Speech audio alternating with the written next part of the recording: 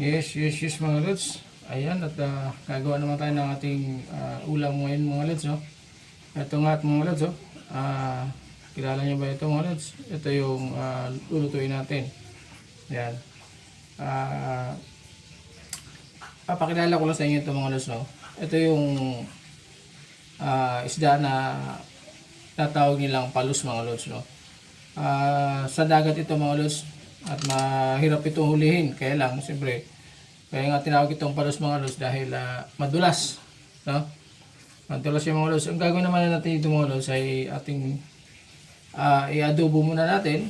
After na ma-adobo natin mga lods ay lalagyan natin ng gata. So, adobo sa gata mga lods ang gagawin natin dito sa ating recipe ngayon. Ayan, oh. Ayan. Ito yung isdang palus mga lods na napakahirap hulihin. Kasi nga madulas siya mga lods. Kaya, at saka ito nangangagat ito mga lods, no? Sa paghuli nito mga lods, hindi rin basta-basta dahil ito yung nangangagat, lumalaban ito mga lods. Kaya, ayan, mahirap siya hulihin. Kaya ngayon, gagawin natin dyan mga lods ay i-adobo muna natin siya. Lagyan natin ng luya mga lods para pampaalis ng kanyang langsa mga lods, no? Tapos lagyan natin ng bawang. Ayan. Sibuyas mga lods. At lagyan na rin natin ng mga lods, no? Pamintang buo tayo. Ayan. Ating pamintang buo. Lagyan na natin. Ayan. At siyempre mga lods, yung ating sili. Ayan. At yung ating tuyo. Ayan mga lods. Tapos mayroon din tayo suka mga lods. Itong suka natin. Kaya nga tawag natin ito mga lods ay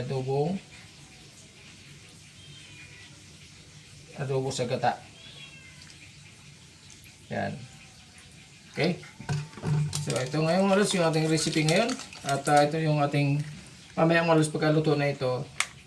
Yung ating adobo. Saka natin siya lagyan ng gata mga lods. Yan. Itong kukumama natin. Ayan lang yung lalagay natin mga lods. So ayan mga lods, no? Ito na. Ayan. Kompleto ricados na siya mga lods. Lalagyan na natin siya ng yung seasoning natin. So kukuha mo tayo itong mga lods, no? Okay na mga lods. Ito na yung ating seasoning. Ayan. Okay. Ano na natin ito mga lods para mag-mix siya. Ayan.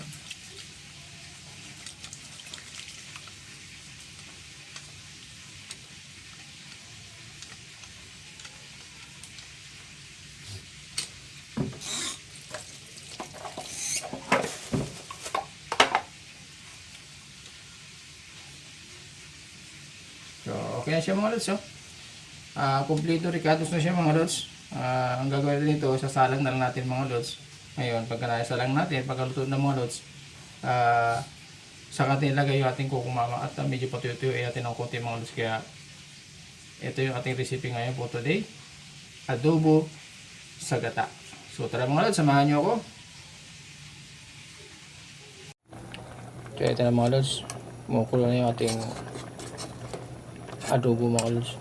So gagawin natin ito mga lods ay medyo patuyo-tuyuin lang muna natin siya.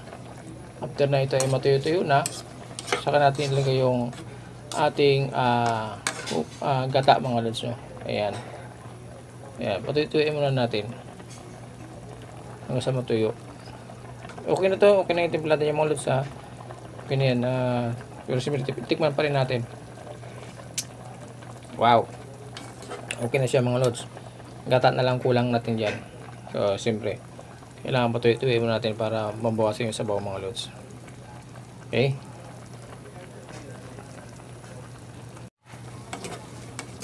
Ayan mga lods, medyo tuyo-tuyo na siya. At luto na rin yung ating palos mga lods. Ayan. Gawin natin mga lods, ilalagay natin yung ating gata. Ayan.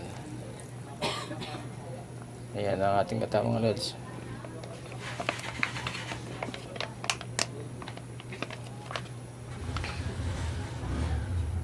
Mix lang natin ng konti. para pumasok sa ilalim yung gata mga lods. Kumapit siya. Ayan. Tapos patuyutuyin natin ng konti mga lods. Masarap kasi yung medyo matuyo-tuyo mga lods eh. Wala masyadong sabaw. Ayan. Para talagang maglasa. Ayan mga lods.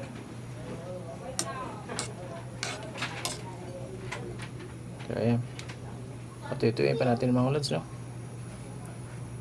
Okay. Oh mga lods. Amoy pa lang mga lods. Nakakabusog, nakakagutom na mga lods. Oh. Amoy pa lang mga lods. Nakakabusog na. At nakakagutom pa. Ayan, di ba mga lods, oh? Tikman natin mga lods, ah. Wow. Talaga. Parang talagang adobo na sa gata mga lods, pero siyempre mas maganda mga lods kung patuyo-tuyuin pa natin siya. Ayan. Para talagang suwabe yung kapit ng gata mga lods doon sa ating ulam, sa ating isda. Ayan. Yummy ito mga lods. May lang ng konti. Ayan na mga lods, yung ating gata na palos. Ayan na siya. Okay na siya mga lods. Ayan na.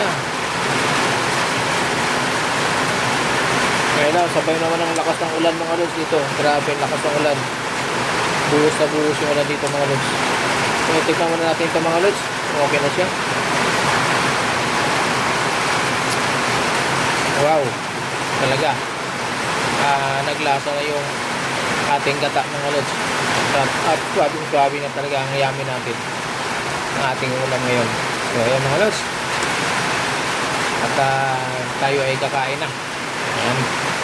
Ayan mga lods. At thank you very much po sa lahat. Thank you for watching. Ayan. Ayan. Bye-bye po.